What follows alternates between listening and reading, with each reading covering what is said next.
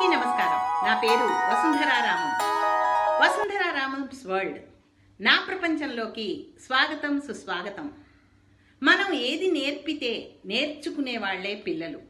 మంచి నేర్పినా, చెడు నేర్పినా, కోపం నేర్పినా, ద్వేషం నేర్పినా, అసూయ నేర్పినా, ఈ భావాలన్నీ మనం ప్రదర్శించినా ఈజీగా నేర్చుకుంటారు. అందుకే మన దేశంలో మన దేశ చరిత్రను ఒక్కసారి చూస్తే మన దేశం ప్రపంచానికి అందించిన విషయాలు చాలా చాలా ఉన్నాయి. అందులో పంచతంత్రం కథలు అనేవి విశేషమైన ప్రాచుర్యాన్ని పొందాయి. సంస్కృతంలో విష్ణు శర్మ అనే ఒక ఋషి లాంటి బ్రాహ్మణుడు అందించిన కథల సమూహమే పంచతంత్రం. ప్రపంచంలో ఎన్నో భాషలలోకి ఈ పుస్తకం అనువదించబడి పిల్లలకి చెప్పబడింది. దీని వెనక ఓ చిన్న కథ ఉంది. ఏంటంటే, ఒక ఊర్లో దక్షిణ భారతదేశంలో అనంతశక్తి అనే మహారాజు ఒక రాజ్యాన్ని పరిపాలిస్తూ ఉంటాడు.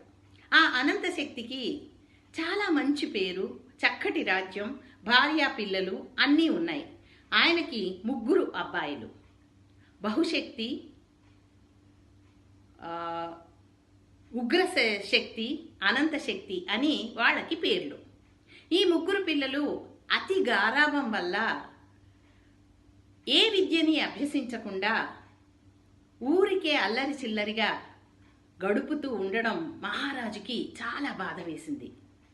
మరి ఈ 3 పిల్లలకి మంచి విద్యాబోధన చెప్పే గురువుల గురించి అన్వేషిస్తున్నప్పుడు ఆయన రాజ్యంలోనే ఒక మహానుభావుడు విష్ణు శర్మ అనే ఆయన అడవిలో పర్ణశాలలో పిల్లలకి విద్యాబుద్ధులు నేర్పిస్తున్నాడు అని తెలుసుకొని తను తన పరివారాలతో, తన పిల్లలతో అక్కడికి చేరి, రాజా, ఏం కావాలి అని విష్ణు శర్మ అడిగినప్పుడు, నా పిల్లలకి మంచి విద్య కావాలి, ఎందుకంటే వీరు ఏ గురువు గారి దగ్గర కూడా నేర్చుకోవటం లేదు, నాకు నా తదనంతరం రాజ్యం ఏమవుతుందో అని బాధగా ఉంది అని బాధపడతారు. ఉగ్రశక్తి, బహుశక్తి, అనంతశక్తి ఈ 3 ఉన్నారు కదా.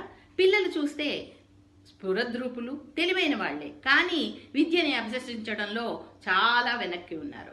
అప్పుడు విష్ణు శర్మ మహారాజుకి ఒక అభయం ఇస్తాడు. భయపడకండి, నేను 6 నెలలలో వీరిని మంచి శక్తివంతులైన యువకులుగా, పిల్లలుగా మారుస్తాను, నన్ను నమ్మండి అని చెప్పడం జరిగింది. రాజు నమ్మి పిల్లల్ని అక్కడ ఉంచి తన రాజ్యానికి వెళ్ళిపోయారు.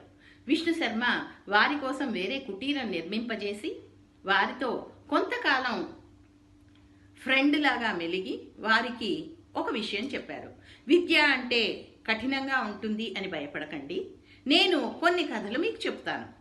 ఈ కథల్లో అన్ని జంతు పాత్రలే ఉంటాయి, కొంత మనుషులు కూడా ఉంటారు. వీటి ద్వారా మీకు చాలా చాలా విషయాలు అవగతమవుతూ ఉంటాయి. అవి మీ జీవితానికి చాలా ఉపయోగపడతాయి కూడా.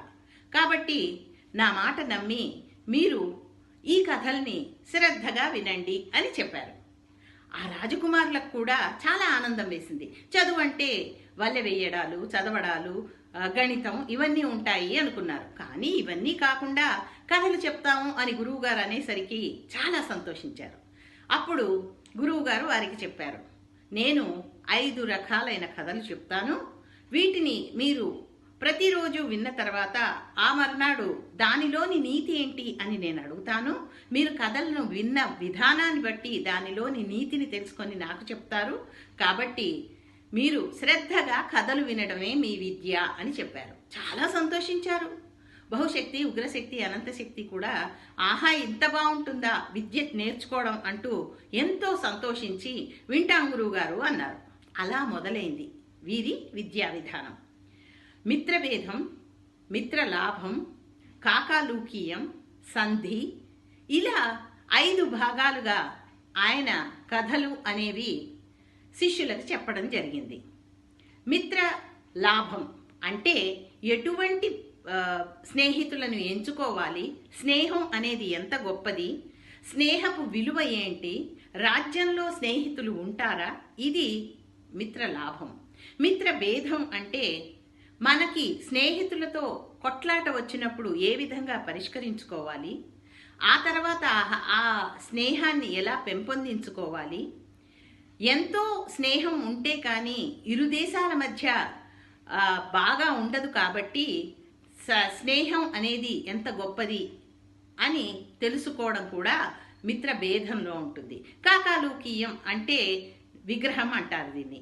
కాకాలూకీయం అంటే అనవసరంగా ఇద్దరి మధ్య తగువులు పెడితే ఏం జరుగుతుంది, ఆ తగువులు తీర్చే విధానం ఎలా ఉంటుంది అని చెప్పడమే కాకాలూకీయం. వీటన్నింటిలో కూడా పాత్రలన్నీ ఎక్కువగా జంతువులే ఉంటాయి. జంతువుల ద్వారా చెప్పబడిన విద్య అని దీన్ని చెప్పుకోవచ్చు. 4వది సంధి. అంటే ఏది ఏమైనా, బలహీనమైన బలవంతులమైన ఒక్కొక్క సమయంలో మనం చెప్పిన మాట వినబడదు, చెప్పిన చర్య జరగబడదు.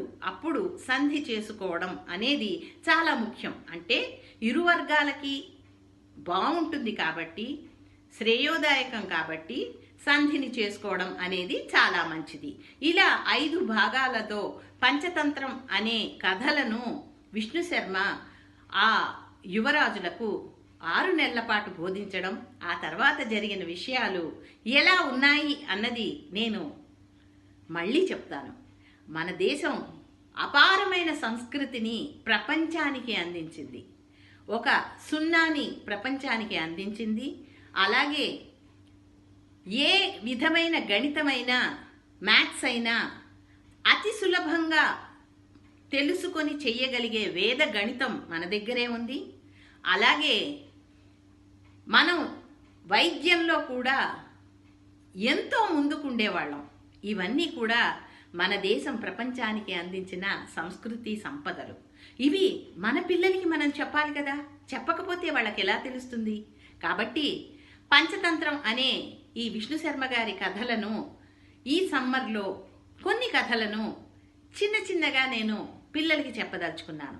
మీ దగ్గర చిన్న పిల్లలుంటే వారికి ఈ వీడియో చూపించండి. ఎంత ఉండదు, 5 నుంచి 10 నిమిషాలు ఉంటుంది. కానీ వారికి అర్థం అవుతుంది. సంస్కృతి సాంప్రదాయాలు, మన దేశ గొప్పతనం కూడా తెలుస్తుంది. ధైర్యం, స్థైర్యం, అనురాగం, అలాగే సంధి, ఫ్రెండ్షిప్ ఇవన్నీ కూడా మనకి చిన్నప్పటి నుంచి బోధించేవారు. అది మనకి వచ్చిన ఈ విద్యల్ని మన భావితరాలకి అందించడం, మన మనవలకి మనవరాళ్ళకి చేరవేయడం చాలా అవసరం కదా. మీరేమంటారు? నచ్చితే వసుంధరాస్ వరల్డ్కి లైక్, షేర్, సబ్స్క్రైబ్ చేయండి. మళ్ళీ మరికొన్ని పంచతంత్రం కథలతో పిల్లల ముందుకు రాబోతున్నాను. అందరికీ నమస్కారం.